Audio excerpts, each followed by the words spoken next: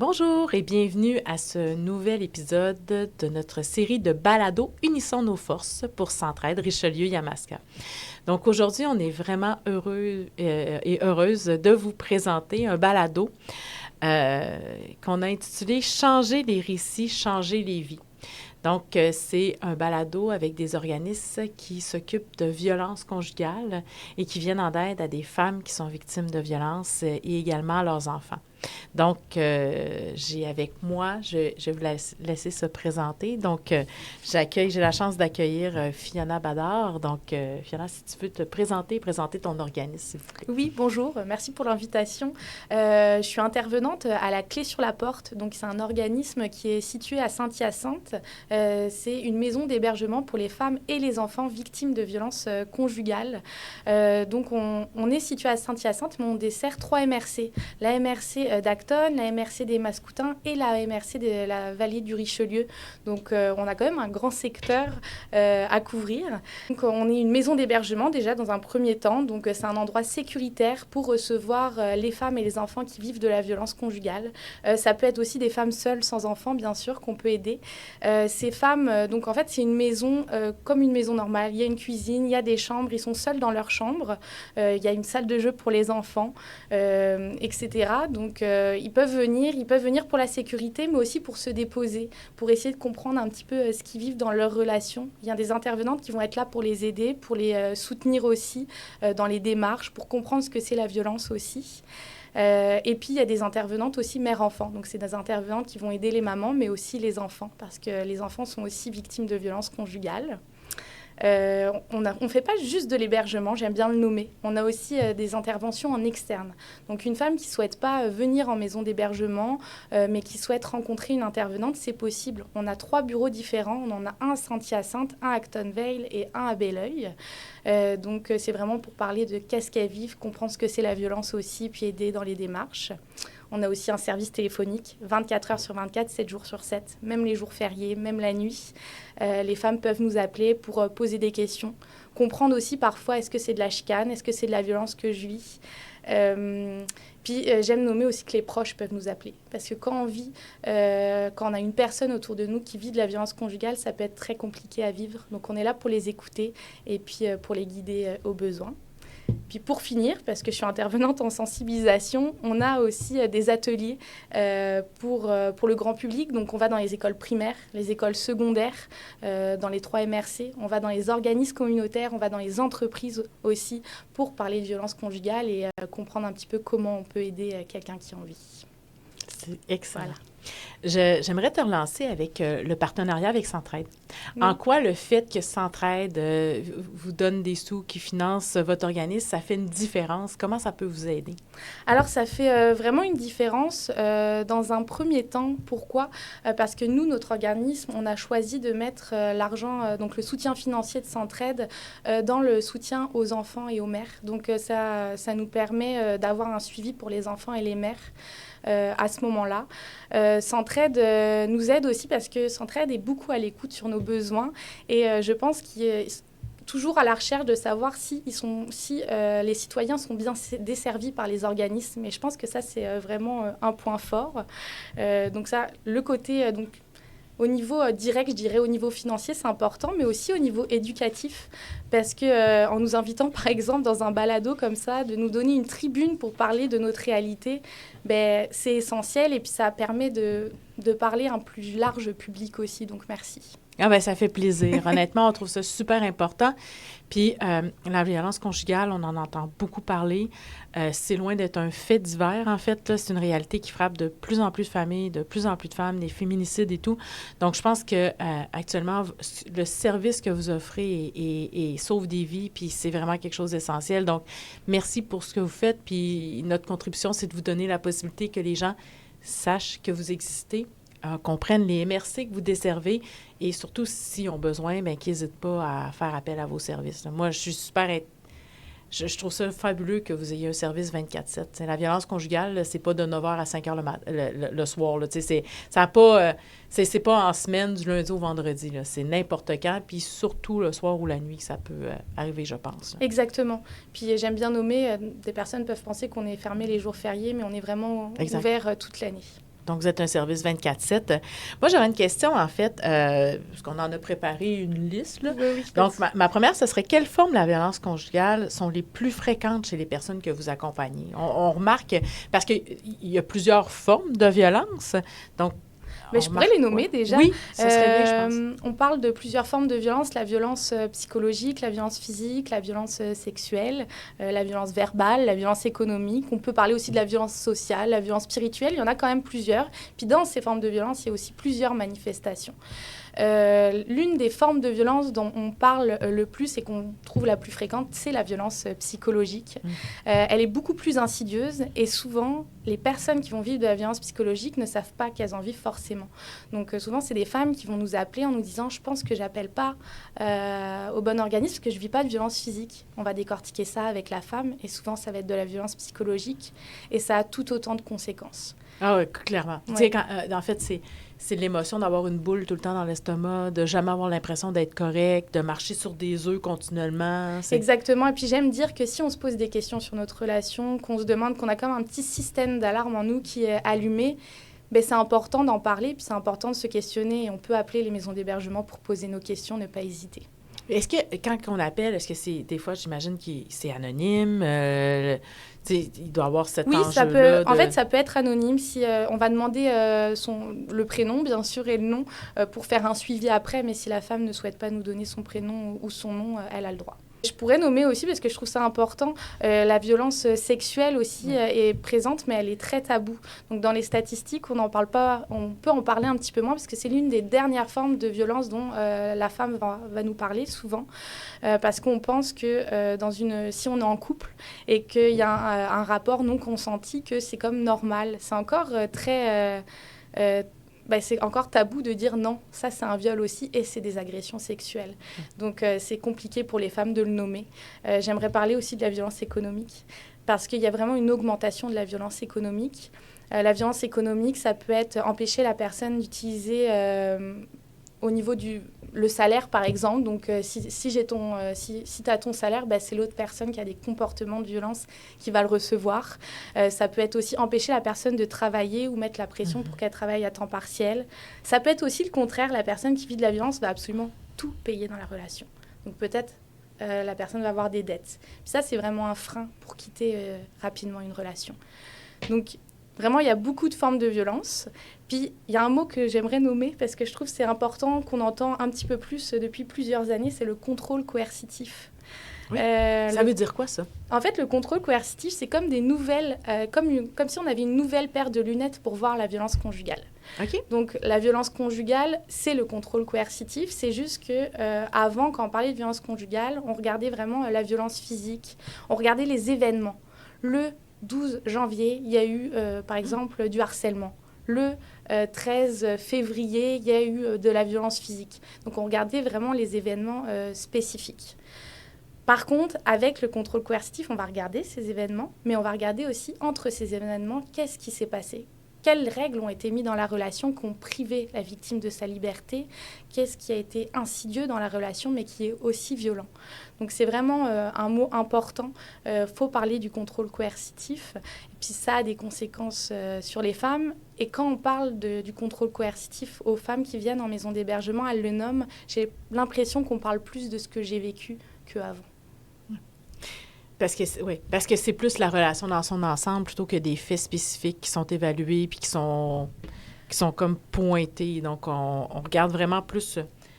Peut-être que ça donne l'occasion aussi de nommer des différentes formes parce que j'imagine qu'il y a des victimes de violences conjugales, il n'y en a pas juste une forme, il y a plusieurs. Ça se manifeste avec plusieurs, un contrôle coercitif, un suivi, un tracking de téléphone,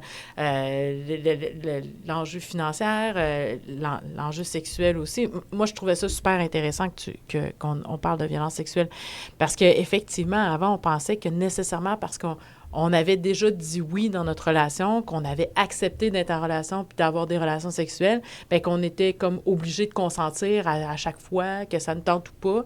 Où il y avait des fois, quand j'étais plus jeune, on disait qu'un non, ça veut dire un oui, là. Tu sais, c'est comme si on banalisait le fait que quelqu'un dit non, ça me tente pas. Tu sais, donc il faut nommer et revalider le consentement dans nos relations, même si on est en couple, en fait. Effectivement, et puis mettre la pression. Des fois, on va mettre la pression et puis la personne va dire non, mais quelques temps après, va se sentir obligée de dire oui parce qu'il y a déjà eu de la pression.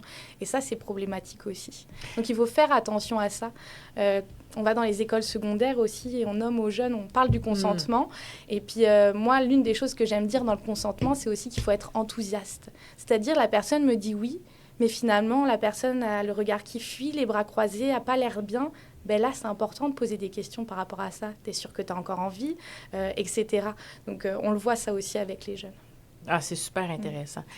Puis, moi, j'aimerais ça peut-être qu'on aborde aussi la honte, parce que j'imagine que les personnes qui sont victimes de violences, et, tu sais, à un moment donné, tu dois penser que c'est de ta faute, puis que tu as fait quelque chose de mal, puis tu dois te sentir mal aussi de ne pas partir de cette relation-là, tu sais, de ne pas être capable ou puis, tu sais, de rester. Puis c'est comme si, j'imagine que le fait de rester, c'est comme si tu disais, mais dans le fond, c'est parce que j'ai accepté. Fait que j'aimerais ça entendre un peu, dans ta qualité d'intervenante, si ce que je dis fait du sens. Mais oui, c'est hyper intéressant. Et pour moi, il y a 2 questions dans ta question. C'est-à-dire qu'il y a les conséquences, mais il y a aussi pourquoi une personne quitte pas. Pour commencer avec les conséquences, je nommerais que la honte, comme tu l'as nommé, c'est très présent. La culpabilité, c'est une des conséquences les plus présentes et on va la voir parce que c'est ça, la femme va se dire pourquoi j'ai pas quitté, c'est peut-être de ma faute aussi. Pourquoi elle va se dire ça? Parce que souvent, l'auteur de violence va le nommer, c'est ta faute, tu fais jamais les choses correctement, etc. Puis la culpabilité est vraiment présente et on va le trouver aussi beaucoup des années après la séparation. C'est-à-dire que la personne s'est séparée, des fois 5 ans après, la culpabilité est encore présente. Donc ça, c'est vraiment quelque chose à travailler. Puis nous, à la clé sur la porte, quand une femme a vécu de la violence, même si ça fait 5 ans qu'elle n'est plus dans la relation, qu'elle n'est même plus en contact avec la personne qui était violente, mais on l'invite à nous appeler, elle peut avoir un suivi aussi. Donc, pas hésiter. Oui, parce que ça laisse des traces qui peuvent durer longtemps, là. Tu sais, je veux dire, se guérir ou se soigner tout seul, c'est pas tout le temps l'idéal. Fait que dans le fond, ce que tu dis, c'est que vous offrez les ressources pour ces gens-là. Donc, il y a des intervenantes qui peuvent les aider même après qu'elles sont sorties de cette relation-là. Moi, je trouve ça extraordinaire. Exactement. Puis pour répondre à l'autre question, je pourrais donner une statistique par rapport à ça. Il faut en moyenne 7 à 8 allers et retours pour quitter définitivement une relation de violence. 7 à 8 fois, c'est énorme. Donc il y a des personnes, ça va être moins, des personnes où ça va être plus. Ça nous fait juste dire que c'est vraiment difficile de quitter une relation de violence. Et puis c'est la même chose pour toutes les personnes qui vivent de la violence. Pourquoi ? Parce que dans un premier temps, il y a beaucoup de choses qui vont faire qu'on va rester dans une relation de violence conjugale. Il peut y avoir la peur des menaces, la peur pour nos enfants aussi. Je vais rester dans la relation parce qu'on va dire que j'ai brisé la famille ou parce que je suis là pour les protéger aussi. Oui, parce que ça, moi, je trouve que c'est fondamental. Parce qu'une femme qui décide de quitter un conjoint, souvent, va rester pour les enfants parce qu'on se dit, mais c'est parce que là, je ne serai plus là 24/7 pour les surveiller, là. Ce qu'ils faisaient à moi, ils peuvent le faire à eux. Fait qu'il faut que je les protège. Donc, on va manger les coups pour être sûr de protéger nos enfants. Effectivement. On parle de la violence physique, ça peut être aussi la violence psychologique. Et puis, donc en fait, ça peut être à 2 facteurs, les enfants. Ça peut être, je vais quitter la relation pour les protéger, mais je vais rester dans la relation aussi pour les protéger. Oui, c'est ça. En fait, puis, oui, c'est ça, exactement. Puis il n'y a pas de bonne ou de mauvaise, tu sais, dans le sens que quand t'es victime, là, fait que tu fais de ton mieux avec ce que t'as, là, tu sais, c'est... Exactement. Puis c'est là où vous offrez un soutien puis vous faites une différence, parce que j'imagine que vous les accompagnez du début à la fin pour les aider à se sortir de ça, là. Oui, et puis en maison d'hébergement, si une femme souhaite quitter, souhaite retourner avec son conjoint, nous, on vise la reprise de pouvoir. Donc, elle a cessé de propres décisions. Nous, on est là juste pour l'informer et puis la guider dans ses choix à elle. Ça, c'est vraiment important. Donc, une femme peut venir en maison d'hébergement et ne pas être séparée. C'est pareil pour les services à l'externe aussi. Donc, on peut être encore dans la relation et avoir un suivi. Je voudrais qu'on parle un peu, on en a parlé sommairement, mais je disais dans un article de journal que de plus en plus, les signalements qui se font à la DPJ sont à cause de violences psychologiques, verbales ou de milieux familiales qui sont vraiment très explosifs. Pas forcément avec des coups, mais au niveau de la violence psychologique, là, de plus en plus, il y a de signalements. Fait que j'aimerais qu'on parle un peu de l'impact de la violence conjugale sur les enfants, la famille, tu sais, Oui, effectivement. Je ne sais pas si vous connaissez un peu le cycle de la violence. Ah non, mais allez-y. Le cycle de la violence, c'est comme... c'est un cycle où il faut se dire qu'il y a des périodes de tension, il y a périodes d'agression, périodes de justification, et il y a aussi la lune de miel et la réconciliation. Puis ce cycle est intéressant aussi parce que les autres enfants vont le vivre. Même si, par exemple, l'agression n'est pas sur l'enfant en tant que tel, tout ce qui il peut être présent. Des fois, on va entendre aussi dire « mais l'enfant était dans la chambre », mais les enfants sont conscients de beaucoup de choses qu'on ne pense pas. Puis, par exemple, la période de tension, une période de tension, c'est vraiment... la personne qui vit de la violence va marcher sur des œufs parce que l'auteur de violence, par exemple, a des comportements, peut tourner des yeux quand la personne parle, peut claquer la porte. Donc, ça va créer beaucoup d'anxiété. Et la personne qui vit de la violence va se demander est-ce que l'agression va pas arriver. Puis ça, les enfants vont le vivre aussi, cette période. Ça va avoir des impacts. Ils vont vivre la justification aussi. Ils vont vivre aussi les moments de réconciliation. Parce que tout à l'heure, on se demandait aussi pourquoi une personne qui vit de la violence reste. D'ailleurs, j'aimerais juste le nommer aussi. Moi, j'aime bien qu'on la pose autrement, cette question. J'aime bien qu'on se demande qu'est-ce que l'auteur de la violence fait pour que la personne reste. Donc, ça met la responsabilité, non à la victime, mais à l'agresseur. Oui, puis on met le singe sur la bonne épaule. Voilà, c'est ça exactement. Et puis, donc les enfants, cette période de réconciliation, ils vont le vivre aussi. Donc, on va rester dans la relation aussi. La maman, la femme va rester dans la relation parce qu'il y a de l'amour aussi. Puis, puis on passe des bons moments. On doit avoir l'espoir que ça s'améliore. Si je fais ceci, si je fais cela. Exactement. Là, comme on est dans une bonne période, ça va aller mieux, tu sais. Donc... l'espoir que ça change, l'espoir que ça revienne comme au début. Et puis les enfants vont l'avoir aussi, cet espoir. Puis ça va avoir des conséquences sur eux. Ils vont avoir beaucoup de conséquences. Et puis des fois, c'est des conséquences qu'on voit un petit peu moins sur les enfants parce que... en fait, ça va dépendre des enfants. On va voir les conséquences. Des fois, ça peut être difficile de les voir. Je pense à des enseignants qui me disent qu'ils l'ont appris que l'enfant vivait dans une maison où il y avait de la violence et puis qui disent « mais moi, jamais j'aurais pu le dire à l'école ». Parce qu'eux aussi, ils ont leur mécanisme de défense. Oui, puis ils doivent peut-être avoir peur que si on en parle à un professeur, d'être retirés du milieu, de plus voir leurs parents, tu sais, des fois... Ça peut être différentes peurs, ouais. De se dire aussi, c'est peut-être de ma faute si maman a quitté la relation. Ouais. Ça peut être vraiment de multiples choses et ça va dépendre des enfants au niveau des conséquences. D'où l'avantage, tantôt vous disiez, la maison avec laquelle vous travaillez, c'est d'offrir aussi de l'intervention pour les enfants. Oui. Donc, on va chercher du soutien aussi parce que en tant que parents, des fois, on est très, très peu outillés ou mal outillés pour venir en aide à nos enfants. Donc là, il y a des spécialistes pour ça là, qui s'adressent aux enfants pour les aider justement à défaire tous ces petits nœuds-là. Là. Effectivement. Et puis, souvent, quand les mamans sont dans une relation où il y a de la violence, elles vont vraiment être dénigrées par rapport à leur capacité parentale. Donc, les intervenantes mère-enfant vont pouvoir aider aussi ces mamans à essayer de reprendre confiance en leurs capacités surtout, parce que quand on est dénigré par rapport à nos capacités, on a un manque de confiance aussi par rapport, donc ça va avoir des répercussions sur les enfants aussi. Oui, puis je pense qu'une des caractéristiques, puis corrigez-moi si j'ai tort, là, mais c'est l'isolement. C'est qu'en fait, la personne qui fait subir de la violence conjugale s'organise pour enlever les amis, la famille, les réseaux sociaux, le travail, le plus possible pour que... C'est comme tisser une toile d'araignée, donc pour que la personne se ramasse isolée. Fait que quand il arrive chez vous, faut reconstruire beaucoup de choses, là. Tu sais, souvent à différents niveaux, mais il y a beaucoup de choses pour remonter toute l'estime, reprendre sa vie en main, avoir le contrôle de ses finances, de son compte de banque.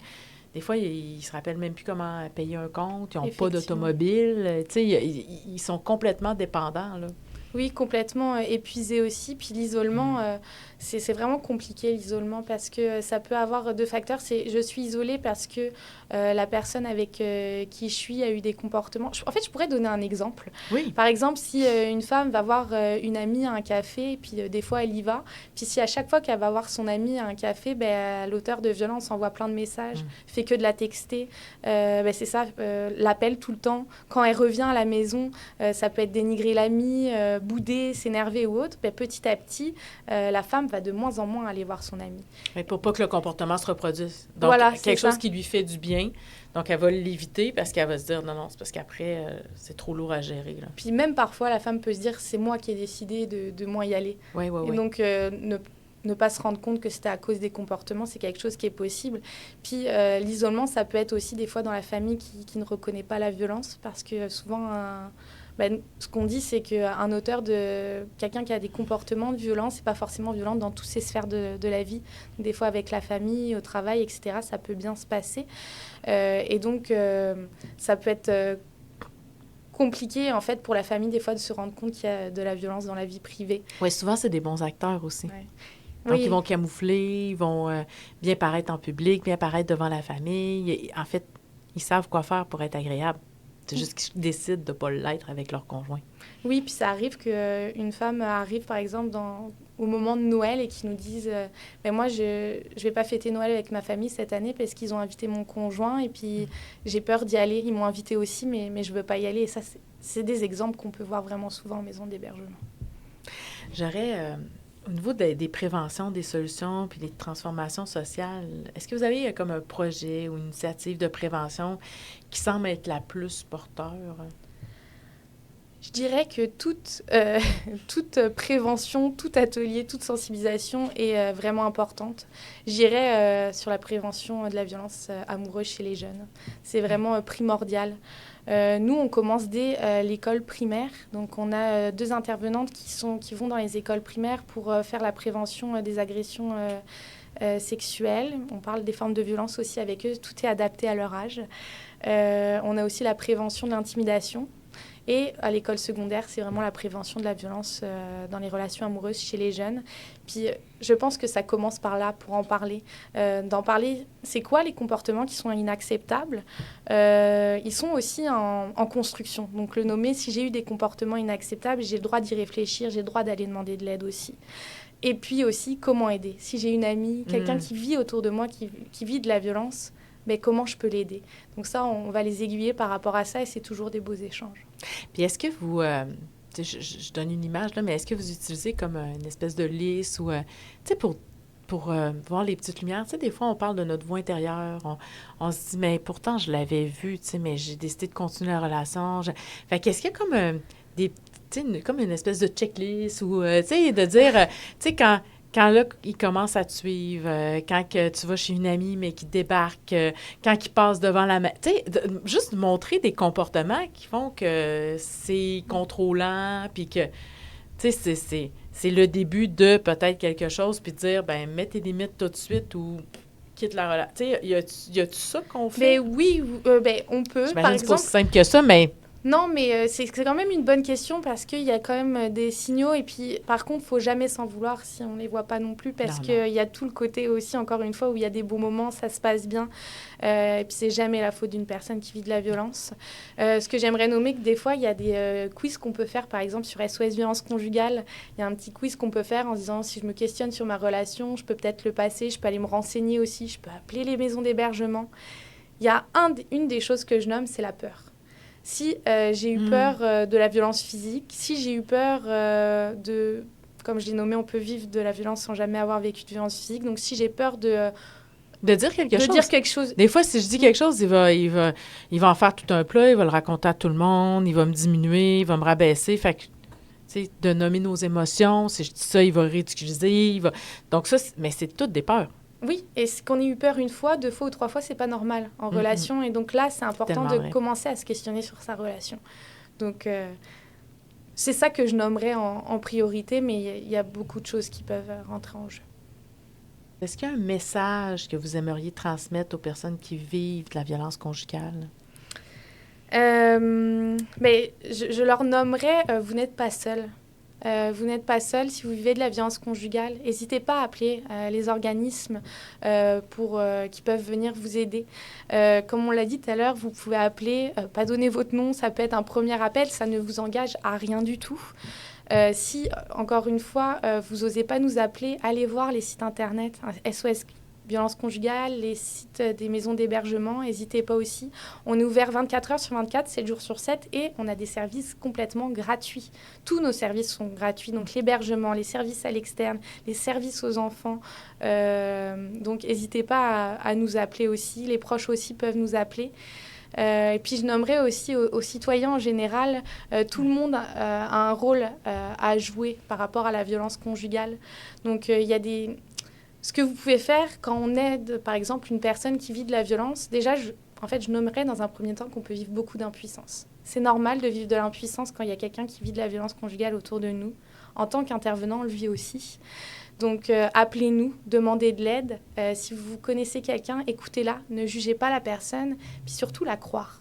C'est peut-être la première fois que la personne en parle, et puis cette première fois est très importante. Donc, vous pouvez aussi la guider dans les maisons d'hébergement. Puis, je me permettrais d'ajouter aussi d'être patient. C'est-à-dire que, tu sais, pour une personne qui est en dehors, on peut se dire, c'est simple, on prend tes affaires, il n'est pas là, on ramasse, tu sais, puis on oublie ta télé, puis ton bibelot que t'aimais tant, mais les gens, s'ils sont pas prêts, puis si ça vient pas d'eux, ils vont retourner, puis là, ça peut être encore pire. Puis là, on perd le contact avec eux, puis on vient d'enlever le mince lien qu'on a. Donc, c'est vraiment, je pense, d'être à l'écoute, d'accompagner, puis d'être patient. Exactement. C'est respecter le rythme. Et puis, j'ai une métaphore un peu par rapport à ça que j'aime bien. Faut le voir un petit peu comme une grande roue. Si je suis dans une grande roue et que je suis en haut de la grande roue, et puis en haut de la grande roue, je me sens pas bien, j'ai envie de vomir, il n'y a personne qui va sauter de cette grande roue. Mais au bout d'un moment, la personne va réussir à descendre en bas. C'est la même chose pour les victimes. Elles le savent quand c'est possible de quitter, que ça soit au niveau des conséquences psychologiques ou physiques aussi. La personne qui vit de la violence, c'est la meilleure personne pour savoir quand il faut quitter aussi la relation. Puis ça m'amène, ça m'a inspiré quelque chose en fait aussi. C'est-à-dire que vous devez accueillir des gens de différents milieux, des gens qui sont dans des situations économiques qui sont bien, mais aussi, tu sais, je pense à une jeune fille de 16 ans là, qui serait pognée dans le réseau de la prostitution, puis tout ça, s'il y a un problème, elle peut vous appeler, puis... Oui, elle peut nous appeler. L'hébergement va être compliqué, parce que nous, c'est à partir de 18 ans, mais les services en externe, il n'y a pas d'âge. Okay. Mais bien sûr qu'elle peut nous appeler, on va pouvoir la guider, la suivre aussi.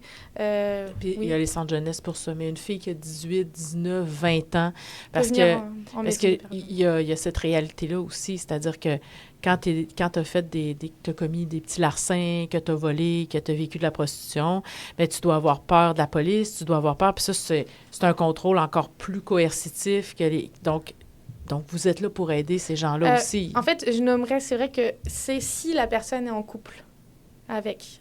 C'est-à-dire que, par exemple, dans le réseau de prostitution, la personne est en couple, elle vit de la violence conjugale, on va pouvoir l'aider. Ah, d'accord. Ça peut arriver. Par contre, si elle n'est pas en couple, nous, on aide vraiment juste les victimes de violences conjugales à ce moment-là. D'accord. Mais c'est une super bonne précision. Donc, on pourrait la référer à un autre organisme. D'accord. Donc, c'est ça. Vous pouvez être un centre pour aider. Il y a des maisons d'hébergement, par exemple, qui ont des services pour les femmes en difficulté. Ah, d'accord. Nous, c'est vraiment en violence conjugale. Parfait. Merci pour la précision. Puis, c'est important de savoir qu'il y a des organismes qui aident, dans le fond.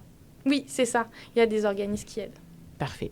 Excellent. Donc, est-ce qu'il y a quelque chose à ajouter? Bien, j'aimerais juste rajouter à la fin que tout à l'heure, je parlais de comment aider. Oui. Qu'est-ce qu'on peut faire comme citoyen? J'ai nommé qu'on pouvait aider une personne qui vivait de la violence, effectivement, mais on peut l'aider de manière simple et puissante aussi. C'est en faisant du bénévolat, en faisant un don aux organismes aussi, parce qu'on a des financements, mais les financements peuvent être compliqués. J'aimerais nommer que nous, à Saint-Hyacinthe, à la Clé sur la Porte, on a la chance d'avoir des intervenantes en sensibilisation, par exemple, mais il y a beaucoup de maisons d'hébergement qui n'ont pas l'argent pour avoir des intervenantes en sensibilisation. Donc, il y a des régions où il n'y a aucun atelier. Et puis, je parle des sensibilisations, mais ça peut être sur tous les autres services. Donc, si vous faites des dons, c'est sûr que ça peut nous aider. Partagez les réseaux sociaux, sur les réseaux sociaux, les publications aussi des maisons d'hébergement. Donc, ça peut être des gestes simples, mais puissants. Donc, on rappelle, on donne généreusement Centraide, ça fait une différence. Voilà, c'est ça. Parfait. Merci beaucoup. Merci.